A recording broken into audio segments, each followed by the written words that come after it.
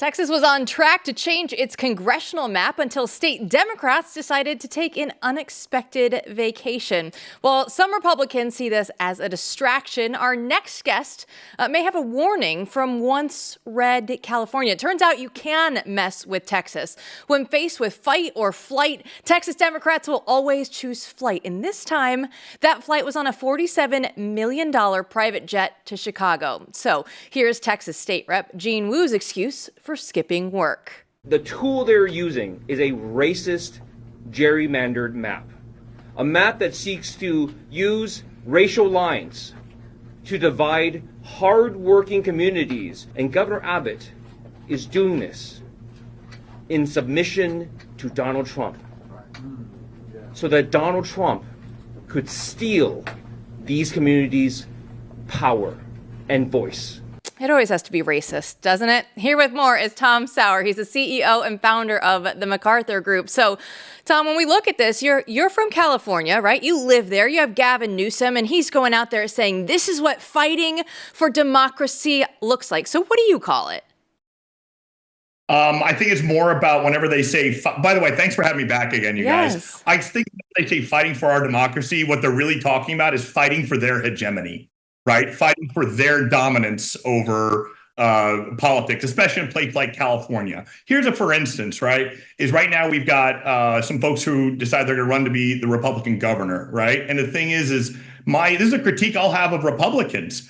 Is we focus way too hard on the really big seats, like being the next governor of California. And honestly, it's going to be at best an uphill battle. But at the same time, even if you win, you've got a supermajority, Democrat supermajority in both houses of the legislature. So in my mind, it's like we really could focus on all of these seats where there are too many Republicans in California who think about the governor's office and think about the White House, but they want to talk about their own state politics. They don't even know who their California state assembly representative is or their state senator is. And when you've got that supermajority, that's one thing that I think, at least in California, I don't live in Texas, but in California, I think that's something we really need to focus on. I think that's something that's really important.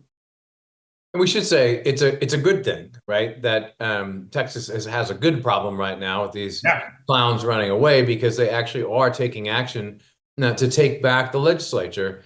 But as you know, in all of these large states, this is an incredible problem. And even in red Texas, right, it's a problem that needs to be solved. So, if this is a problem in Texas where they're just doing what they should have done a long time ago, when you look at California and what MAGA should do in these states, California and New York, it's such a tall order. Like how do you go after the legislature? Or maybe a better place to start is what aren't Republicans in these states doing that they should be doing? I think a great answer to that is that, again, it's a cliche, but it's true that all politics is local. So, for instance, we had in the previous cycle, we had folks who were didn't want to talk about crime running for congressional office. And I think I talked this with you guys last time I was here. And the thing is, even though you might say, well, if you're running for a congressional seat, we shouldn't worry about crime or anything like that. But it's a local issue. It's what people actually care about. And also, I look at things like the legislature when it's all local politics. For instance, in Newport Beach, where I live, is the entire city council, all 9 of them, endorsed by the Orange County Republican Party. They all own either significant property or significant businesses, and they're all endorsed by the Orange County Republican Party. And the oldest person is like 50. So, I mean, that says a lot, but at that local level. But sometimes when it comes to the federal game, or even at the state legislature game, we really have our eye off the ball. We think about the really big target. For example, back even when Arnold Schwarzenegger was the governor, right? He could hardly do anything. He accomplished very little because, again, he had a Democrat supermajority. So, my advice, and I've said this to folks who are in the know, so to speak, and have a little bit of influence and power, at least in Orange County, is focus on those seats. Focus where it really wins there. And then that way, and for instance, there are even a number of so-called Democrats who are in the California legislature who aren't really that liberal. They just they've told me, like, I can't get elected if I have an R to dog catcher, if I have an R next to my name.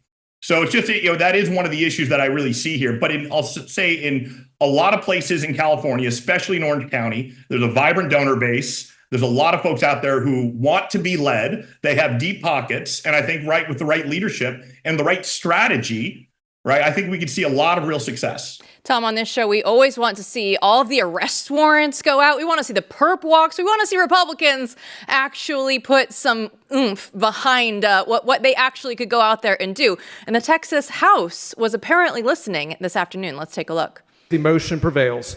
The sergeant at arms and any officers appointed by her are directed to send for all absentees whose attendance is not excused for the purposes of securing and maintaining their attendance under warrant of arrest if necessary until further order of the House. So they were threatening the arrest warrants to go out, and now we see that they did that today, Tom. That is something that I could not imagine Republicans in California, as much as I would love it if they would, getting serious. Because as you know, sometimes there are too many Republicans, and I'd say especially in California, that are, I feel that they're more concerned with being liked and being approved of. And I think there's almost a sense of learned helplessness, right? Where they define their politics as resisting the left or slowing it down. We have to stop Gavin Newsom. We have to stop this. But instead, it's like they don't really have a very proactive, aggressive approach. And the thing is like, really, when it comes down to so many fundamental issues, public safety, cleanliness, having vagrants off the street, right? Like lowering their taxes, a lot of times they're not really all that ready to get serious. And I still think that, hey, when we focus at the local level, and in some places it works really well. If you come to Newport Beach, California, it is a beautiful, beautiful place. It is, I will admit, obscenely expensive, but it is safe. It is clean. It's somewhere you'd want to raise your kids if you can afford to, unfortunately.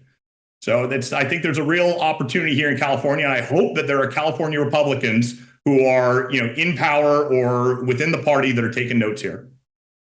Tom, Governor Newsom says he might step in and overrule the California Redistricting Commission just to counter these Republican wins in Texas. I mean, these guys are playing a national game right now with a lot of importance for the nation. Do you think that the Republicans in California have any chance of stopping him if he was to do that? I think they would like to, and I think they'd probably hem and haw about it, but I would be very, very surprised, very pleasantly surprised if they did. One thing as well, I mean, you and I have spoken about this before, Matt, that the side that wants to play by the rules will always lose to the side that wants to win. I want to go. And sometimes I feel that there are not enough California Republicans who are ready to really play hardball. Yeah, and that's where I want to go with this as well, because when you talk about playing hardball, the things that we actually need to look out for in this country right now is the military and making sure that everything is effective and ready just in case something was going to come down. So now looking out, we had 4 years of Joe Biden that we had to deal with, and now we are out on the other side. So how do we go through and actually rebuild after the Joe Biden, Sleepy Joe 4 years that we all had to go through and deal with? I'm so glad you asked that question. For those who might not know, I spent most of my adult life in the military. I'm a Naval Academy graduate. I was a Navy EOD, Special Operations Officer for most of my life. My little brother is currently deployed overseas, active doing the same thing I did. All of my closest friends are either about to retire, are retired, or they're now senior officers. And one thing that we all agree on is that a lot of the rhetoric coming out, the positive, good rhetoric coming from Secretary Hegseth and DOD in general, is about getting the woke and the DEI out of the military. And I can tell you that even my friends who aren't very conservative are in violent agreement with that. And that is great. However, the real problems in the military, the real ones, they're not sexy, they don't make good headlines, and they're very, very difficult. Fixing the defense acquisitions process.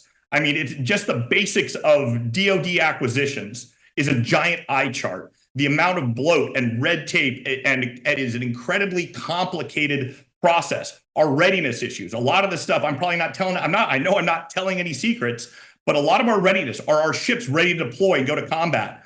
Just because it might be sitting on the waterfront doesn't mean they're ready for a fight. Especially where I spent most of my time in the military was in the Western Pacific, Japan, Philippines, Guam, Korea. One thing I knew out there, they always talk about being able to fight tonight. As in, if we got into a fight with China, or we got into a fight with North Korea, that we'd be ready to go right away. And it's no secret that we're not quite as ready as we think we would be, as we think we should be. And getting that readiness up there right away, and especially what, this is my opinion here, is getting the hell out of the Middle East, not getting involved in anything in Europe, and pivoting towards the Pacific, because that is the one true problem. That's something that Elbridge Colby, the Undersecretary of Defense for Policy, who I'm a huge fan of, is just says, no, the problem needs to be China, China, China in the Pacific. They are our longest standing rival, and they're going to be our enduring problem for the next century.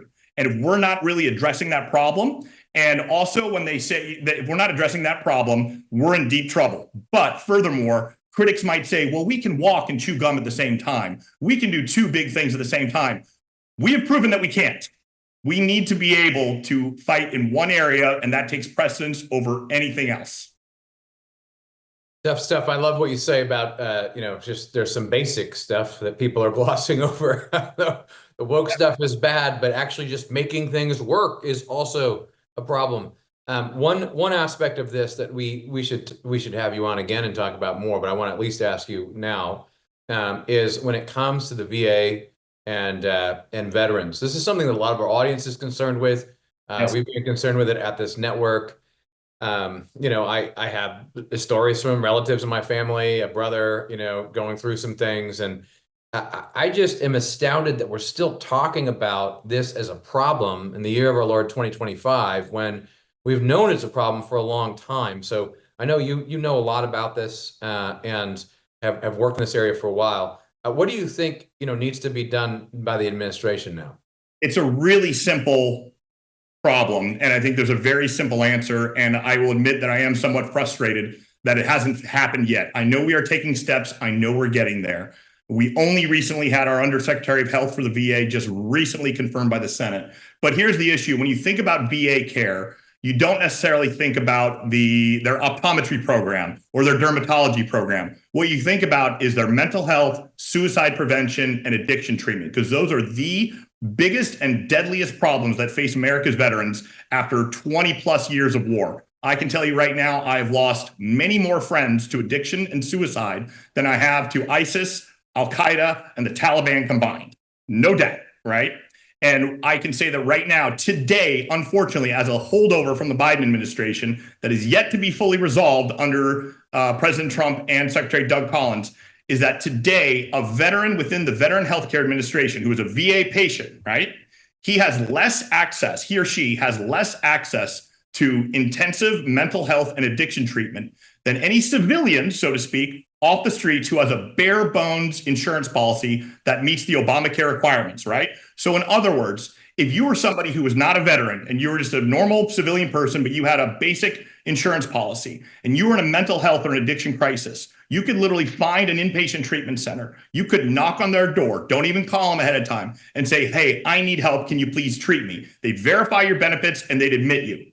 Veterans today in the VA healthcare system do not have that level of access. They are frequently put on waiting lists or deferred community care all the time. And now that is contrary to what the people on the Hill want to put out and contrary to what Secretary Collins' guidance is. But however, I can tell you, we've had it in writing from more than one VA hospital, at least in California, if not nationwide, that openly defies that. And there are stacks and stacks of dead veterans that can prove it. So I would say to the administration, to Secretary Collins, if you're listening, is if you immediately change that requirement so that if a veteran in a mental health or addiction crisis needs treatment immediately, that they should immediately be seen. If you change that right now, you would save dozens of veterans' lives within days, and you would save hundreds of veterans' lives within weeks and months.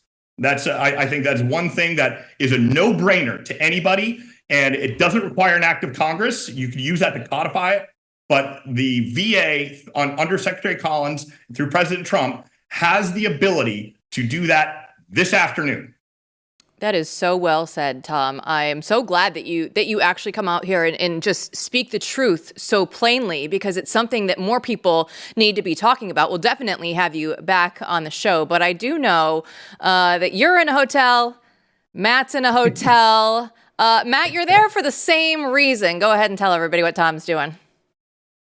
Oh, yeah. Well, Tom is one of the proud 2025 Lincoln Fellowship fellows at the Claremont Institute, and we're having a great time here. You know, Tom's been on the show before, obviously, and he's in the middle of the Lincoln Fellowship program where they give him a fat stack of stuff to read and seminars all day. It's a pretty serious operation, but at the same time, we do have fun in the hospitality suite at night. We do. It's great. I am enjoying it so much, and I'm incredibly grateful to Claremont and you and Ryan Williams, everyone else, to allow me to be a part of it. It's a very humbling and honoring. So thank you to you and to all of Claremont.